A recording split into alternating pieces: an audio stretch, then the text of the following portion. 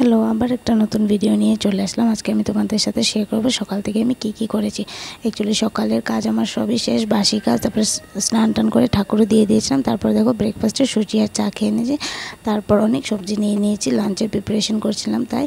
তো সবজি কেটে উঠে ধুয়ে আমি একটা নিরামিষ সবজি বানাবো আর কি, তাই দেখো সবজিও কেটে নিয়েছি, ধুয়ে নিয়েছি। লাউটা যে দেখেছো এটা আমি ডালে দিব, তো এক্সট্রা করে কেটেছি। তারপর এখানে একটা ভাজা করেছি ভেন্ডি আর আলু, তারপরে মুগ ডাল আর লাউ দিয়ে করেছিলাম, তার সাথে বেগুন ভাজা করেছিলাম। কারণ কি আমার হাজব্যান্ড বেগুন ভাজা দিয়ে মুগ ডাল আর লাউ দিয়ে খেতে খুব ভালোবাসে, তাই তার জন্য বেগুন ভাজা করেছিলাম।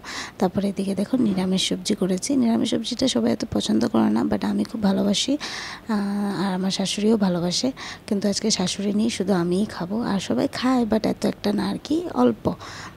তো তাই দেখো অল্প অল্প করেও কতগুলো একটা একটা করে সবজি দিয়েছি, বাট কতগুলো হয়ে গেছে।